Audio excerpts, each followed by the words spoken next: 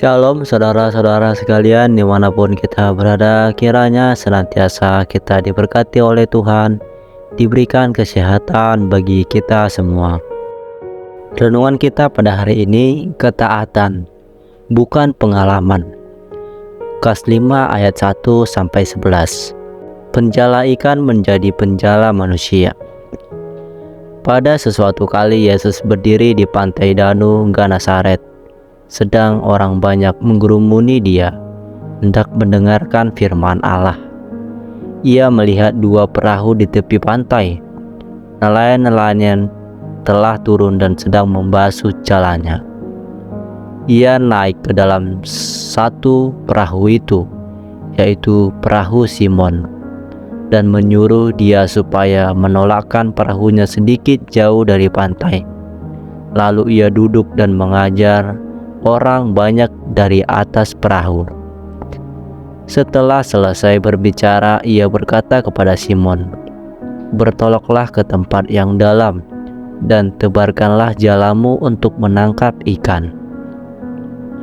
Simon menjawab, "Guru, telah sepanjang malam kami bekerja keras dan kami tidak menangkap apa-apa. Tetapi karena Engkau menyuruhnya, aku akan menebarkan jalan juga." Dan setelah mereka melakukannya, mereka menangkap sejumlah besar ikan, sehingga jala mereka mulai koyak. Lalu mereka memberi syarat kepada teman-temannya di perahu yang lain supaya mereka datang membantunya. Dan mereka itu datang, lalu mereka bersama-sama mengisi kedua perahu itu dengan ikan hingga hampir tenggelam. Ketika Simon Petrus melihat hal itu, ia pun tersungkur di depan Yesus dan berkata, "Tuhan, pergilah daripadaku, karena aku ini seorang pendosa." Sebab ia dan semua orang yang bersama-sama dengan dia takjub oleh karena banyaknya ikan yang mereka tangkap. Demikian juga Yakobus dan Yohanes, anak-anak Zebedeus yang menjadi teman Simon. Kata Yesus kepada Simon, "Jangan takut. Mulai dari sekarang engkau akan menjala manusia." Dan sesudah mereka menghelu perahu-perahunya ke darat, mereka pun meninggalkan segala sesuatu, lalu mengikut Yesus. Acap kali manusia berpegang pada pengalaman masa lalu sebagai pedoman mengajarkan sesuatu atas menyelesaikan permasalahan yang ada.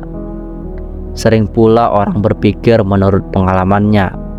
Contoh, jika seseorang menderita sakit parah yang diagnosa dokter tak dapat sembuh, maka si penderita dalam waktu dekat pasti akan mati.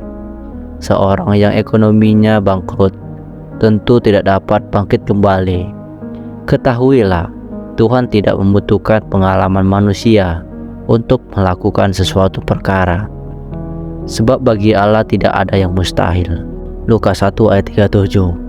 Contoh, suara yang sudah tua pun sanggup dibuka rahimnya oleh Tuhan sehingga ia dapat memberikan keturunan.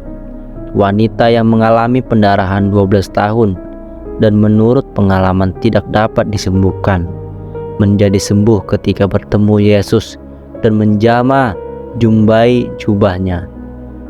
Jadi janganlah sesekali mengukur segala sesuatu berdasarkan pengalaman kita. Dalam segala hal, arahkan mata dan pengharapan sepenuhnya kepada Allah yang hidup dalam nama Tuhan Yesus Kristus yang sanggup melakukan segala sesuatu. Adapun Petrus dan Andreas adalah nelayan ulung. Keduanya sudah tentu kenyang pengalaman menangkap ikan, tetapi suatu malam mereka gagal sama sekali. Yesus memperhatikan mereka yang tampak lelah dan kecewa itu, dan ingin menunjukkan bahwa apa yang tak dapat diperbuat manusia dapat dilakukan olehnya. Ia berkata kepada Petrus, "Bertolaklah ke tempat yang dalam dan tebarkanlah jalamu untuk menangkap ikan." Petrus tak membangkang. Pengalamannya, dia taat perintah Yesus. "Karena engkau menyuruhnya, aku akan menebarkan jala juga." Karena ketaatan, ia menangkap sejumlah besar ikan hingga jala mereka mulai koyak. Ketaatan akan firman-Nya membuat segala perkara terjadi, bukan karena pengalaman manusia.